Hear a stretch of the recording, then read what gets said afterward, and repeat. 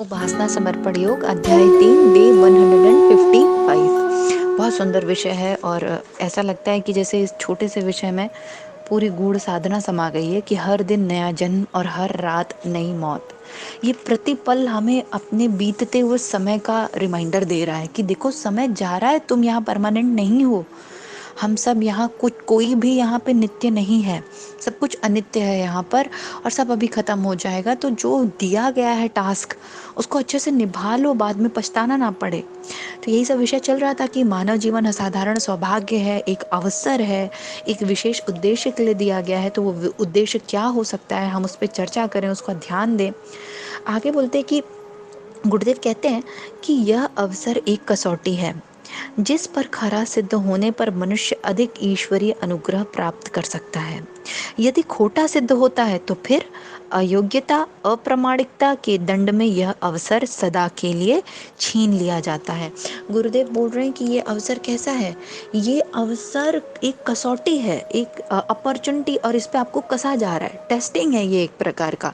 देखो सब लोग अपने अवसर को, अपॉर्चुनिटी को अच्छे से नहीं भुनाते। जैसे हम लोग जब पढ़ाई करते हैं तो क्या सभी बच्चे टॉप कर जाते हैं या सभी बच्चे बहुत अच्छा परफॉर्म कर लेते हैं और कुछ कुछ कर लेते हैं? नहीं करते हैं ना।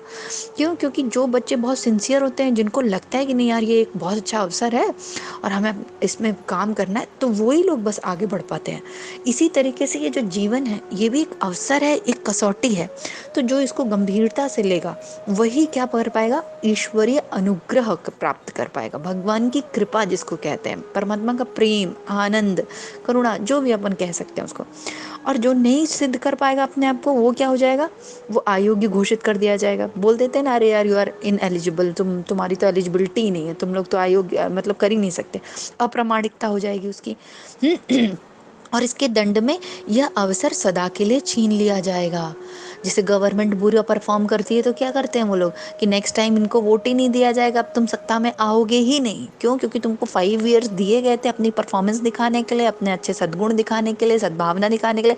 तुम लोगों ने कुछ नहीं किया, टाइम पास किया, मौज मस्ती की। बिल्कुल उसी तरीके से हमें बॉडी दी गई थी, पर बॉडी से संबंधित जो जो काम थे वो हमने एक भी नहीं किए या ढंग से नहीं किए, जो लक्ष्य की प्राप्ति थी वो नहीं कर पाए। तो नेक्स्ट टाइम दिया जाएगा तो गुरुदेव बोल रहे नहीं, वो अवसर छीन लिया जाएगा, नहीं दिया जाएगा। क्यों भाई? हमेशा तुम्हारा ही नंबर आएगा, अब दूसरे का भी तो मौका लगना चाहिए ना। तो मनुष्य को यह उपहार देते समय भगवान ने उसकी प्रामाणिकता पर विश्वास किया। हाँ, तो जब भगवान ने हमें ये उपहार दिया तो हमारी प्रामाणिकता पर विश्वास किया। प्रामाणिकता मतलब कि हाँ यार, इस बंदे को दे रहे हैं बॉडी, इस जीवात्मा को, अपन सब जीवात्मा है ना, कई जन्मों से घूमते हुए आ रहे हैं, तो हम इस जीवात्मा को बॉडी दे रहे हैं, तो ये जरूर कुछ बहुत अच्छा सा शानदार सा करके दिखाएगी या दिखाएगा, या कुछ हमारी जो बॉडी दी है उसका सदुपयोग करके दिखाएगा। तो आशा रखी है कि वह सृष्टि के मुकुटमणि कहलाने वाले महान पद का गौरव समझेगा और साथ में जुड़े हुए उत्तरदायित्वों को उचित रीति से पूरा करेगा। तो क्या आशा की है कि भगवान ने अपना मुकुटमणि समझ के हमको ये अवसर दिया, तो हम उस अवसर को अच्छे से निभाएंगे और भगवान का भी गौरव बनाए रखेंगे। आगे गुरुदेव कहते हैं कि और उत्तरदायित्व को भी साथ में ढंग से निभाएंगे। आत्म कल्याण और लोक कल्याण दोनों उद्देश्यों का परित्याग करके यदि लिप्सा लालसाओं में ही लगा रहा जाए तो यह एक प्रकार से ईश्वर के साथ विश्वासघात और अपने आप के साथ आत्मघात जैसा दुर्व्यवहार ही समझा जाएगा। यह बोल रहे हैं कि अगर हम आत्म कल्याण और लोक कल्याण दोनों उद्देश्यों का परित्याग करके कोई लिप्सा लालसाओं में लग जाए, कि वही बात है, बॉडी मिली है और हमको जिस उद्देश्य के लिए मिली थी हम उसके बारे में बिल्कुल नहीं सोच रहे हैं, और पूरा जो भौतिक जगत की जितनी चीज़ें हो सकती हैं हम वो सब कर लेते हैं, हमें सब उसके बारे में नॉलेज भी है, पर हम अपने आत्म कल्याण से रिलेटेड कोई पॉइंट नहीं सोच रहे हैं। तो क्या होगा? तो हम भौतिक लिप्साओं में व्यस्त रह जाएंगे और हमारा उद्देश्य विहीन जीवन जीना शुरू कर देंगे, व्यर्थ गवा देंगे।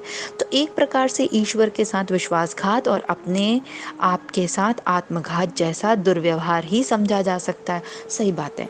क्यों? क्योंकि भगवान ने हमको अपना मुकुटमणि समझ के, विश्वास करके, प्रामाणिकता के आधार पर शरीर दिया था।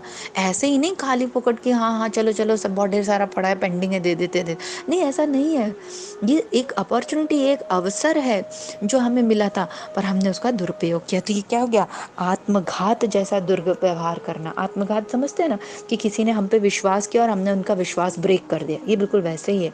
प्रातः काल के आत्मचिंतन में मानवीय जीवन की गरिमा अन्य प्राणियों की तुलना में उसकी असाधारण महानता पर बार बार विचार किया जाए और ईश्वर की इस अमानत के साथ जुड़े हुए उत्तरदायित्वों को पूरा करने के लिए अपने आप को तैयार किया जाए। आज के दिन को एक नया महत्वपूर्ण जीवन माना जाए और रात्रि को मरणोत्तर जीवन में मिलने वाला विश्राम या 24 घंटे की अवधि में ही एक जन्म और मरण का चक्र पूरा समझा जाए। गुरुदेव कह रहे हैं कि ये जब ये पता है ख्याल क्यों नहीं आता, प्रश्न ये उठता है कि इतना सुर दुर्लभ मनुष्य तन है तो अपने को भूल कैसे गया, इतना सारा इम्पोर्टेंट हम लोग दुनिया जहान के काम कर रहे हैं, ये कैसे भूल गए कि आत्म कल्याण करना है। तो गुरुदेव कह रहे हैं क्यों, क्योंकि हम लोग इंट्रोस्पेक्शन करने नहीं बैठते, अपने साथ नहीं बैठते, आत्मचिंतन नहीं करते, रुकते नहीं है, भाग ही रहे भाग ही रहे भाग ही रहे आप। तो गुरुदेव क्या बोल रहे हैं कि ये जो हम लोग नया दिन नई रात वाली जो साधना है, जिसको हम लोग आत्मबोध और तत्वबोध के नाम से बोल रहे हैं, इसमें हम कैसे करेंगे, हम ठहरेंगे थोड़ी देर। सुबह उठे तो तुरंत ही भड़बड़ भड़बड़ भागने नहीं लगे कि जल्दी जल्दी ब्रश करो, नहाओ, फिर काम पे जाओ, फिर रात में आए, फिर जल्दी से खाओ पियो, फिर सो जाओ। मतलब थोड़ी देर अपने साथ बैठे। और उसके लिए सुबह और रात का समय एकदम बढ़िया होता है, क्योंकि उस समय हम स्वयं के साथ कनेक्ट कर पाते, कोई नहीं होता वहाँ पे, कोई काम नहीं है अभी हमको, कोई जिम्मेदारी। सुबह जब उठते हैं तो एकदम फ्रेश रहता है, कोई दिमाग ऐसा नहीं रहता है। और जब ये वाला काम खत्म हो जाता है, जब जब हम लोग सुबह उठते हैं तो कोई काम नहीं रहता, और जब रात को सोते हैं उस समय भी कोई काम नहीं रहता है। तो इस तरीके से अगर हम देखें तो हम अपना ये कार्य ऐसे कर सकते हैं कि नया दिन नई रात वाला आत्मबोध और आत्म तत्वबोध की साधना के माध्यम से। तो गुरुदेव यही बोल रहे हैं इसमें आगे कि एक जन्म और एक मरण का चक्र पूरा समझा जाए। सही बात है, एक दिन को मानो कि तुमने एक जीवन बिता दिया। हम रात को सो गए तो हम सब भूल गए। फिर कहते हैं कि जब रात को सोते हैं तो ब्रह्मलोक चले जाते हैं, सब अशुद्धि विशुद्धि हो जाती है। मृत्यु ही तो है, निद्रा क्या है, और एक प्रकार की डीप स्लीप क्या है, मृत्यु ही तो है। कुछ याद रहता है क्या मस्तिष्क का, इसका कुछ भी याद नहीं रहता है, सब एकदम वैसे ही रहता है। आगे गुरुदेव बोलते कि दूसरे दिन को इसी जन्म मरण चक्र का दूसरा अध्याय समझा जाए। इस प्रकार हर दिन नया जन्म और हर रात नई मौत का एक दिवसीय जन्म पूरा करते रहा जाए। रोज अपने आप को सोचो कि हाँ आज मैं मर गई हूँ और अब मैं नया जीवन मिला है। तो जब हम लोग रोज को नया जन्म और नई रात समझेंगे ना, उसका सदुपयोग करेंगे। बहुत से लोग हैं, हम लोगों ने सुना होगा, रात को सोते हैं सुबह उठ ही नहीं पाते, अटैक वगैरह आ जाता है, मर जाते हैं, जिंदगी खत्म हो जाती है ना, बहुत कॉमन है ये सारी चीजें। प्रॉब्लम ये है कि हमारी सामाजिक व्यवस्था कुछ इस प्रकार की बनी हुई है कि जहाँ मृत्यु के विषय पर चर्चा करना बहुत बड़ा, कहते हैं नहीं नहीं नहीं, मरने के बारे में बात कर रहे हो, चुप रहो, राम राम राम राम, सीताराम सीताराम, बताओ मृत्यु के बारे में बात कर रहे हैं। अरे नहीं, मृत्यु के बारे में बात नहीं करेंगे तो पता कैसे चलेंगी चीजें। हम लोग पूरे टाइम मॉल मूवीज हरा हरा सब कुछ बहुत गुडी गुडी बहुत खुश खुश अगर बात करेंगे तो जीवन का सत्य कैसे पता चलेगा। तो ये बहुत ज़रूरी है कि हम जीवन के परम, ये कड़वा सत्य नहीं है, ये परम सत्य है। इसको लोग कड़वा सत्य बोलते हैं, ये कोई कड़वा वगैरह नहीं है। इसको ठीक से समझा ही नहीं हमने, मृत्यु को ठीक से जाना ही नहीं। जिस व्यक्ति ने मृत्यु को समझ लिया उसका जीवन सुधर जाता है। वो सही मायने में पता है कौन जी रहा है, जो सच में मरा हुआ है, जिसने सच में देख लिया है कि किस तरीके से जीवन चक्र चल रहा है, ये मृत्यु क्या है, जन्म क्या है, मैं क्या हूँ। सही मायने में जिंदगी तो वही जी रहा है। और हम लोग क्या सोचते हैं, नहीं नहीं हम लोग मृत्यु की कोई चर्चा नहीं करते, कोई आध्यात्मिक चर्चा नहीं करते, कोई इंट्रोस्पेक्शन नहीं करते, तो हम बड़ी अच्छी जिंदगी। नहीं, आप नशे में हैं, आप अंधकार में हैं, आप कुछ भी नहीं देख रहे हैं और गाड़ी इतना तेज चला रहे हैं, तो आपकी जिंदगी व्यर्थ जा रही है पूरी तरीके से, क्योंकि आपको कुछ पता नहीं, बेहोशी में जा रही है, बेहोशी की हालत में। तो इस प्रकार हर दिन नया जन्म और हर रात नई मौत का एक दिवसीय जन्म पूरा करते रहा जाए। लंबा जीवन यदि 70 वर्ष का है तो उस उतनी ही अवधि में 360 गुणे 70 यानी कि 25,200 जन्म पूरे करने की एक सुविकसित श्रृंखला मानकर चला जाए। हाँ, अब देखिए गुरुदेव क्या बोल रहे हैं। एक साल में अगर मान लो 360 ही दिन लिए गुरुदेव ने और 70 वर्ष का किसी का जीवन था, तो पर डे के हिसाब से कितनी जिंदगी हो गई हमारी, 25,200 जन्म।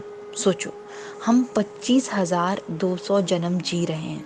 अब इतना हमने मृत्यु और जन्म देखा, क्या काम किया। 25,200 बहुत होता है, बताओ इतनी बड़ी जिंदगी हमारी हो गई, हमने कौन सा काम किया, कोई काम नहीं किया। हमने खाया नहाया प्रेट और प्रजनन और अपनी वासनाओं और तृष्णाओं और इच्छाओं की पूर्ति करी, और इसके अलावा हमने कोई काम नहीं किया। तो गुरुदेव यहाँ यही कह रहे हैं कि उपेक्षा की जाए और प्रमाद बढ़ता जाए तो बात दूसरी है, अन्यथा इतने लंबे समय को यदि कोई योजनाबद्ध तरीके से इस्तेमाल करे और व्यतीत करे तो कोई कारण नहीं है कि संचित कुसंस्कारों और जमे हुए कषाय कल्मशों का निराकरण ना हो सके। पता है, मुझे पर्सनली कई बार ये फील होता है कि काश गुरुदेव पहले मिल गए होते। खैर वो विधि का विधान है, ऐसा नहीं है, जब परमात्मा की कृपा होती है तभी। मुझे मिले गुरुदेव 30 साल की उम्र में, जब मैं 30 ईयर्स की थी, और अभी 3 साल हो गए हैं गुरुदेव से जुड़े हुए, 33 साल की हो गई हूँ मैं। तो मुझे ये लगता है कि अगर मान लो गुरुदेव मुझे 20 में भी मिले होते, 25 में भी, चलो कहो 25 में, 22 में मिल गए होते, है ना, तो भी यार 25-22, तभी 5-7, अभी जब सोचो 3 साल की साधना का ये परिणाम है जो अभी मैं हूँ एकदम ड्रास्टिकली चेंज्ड पहले वाली से।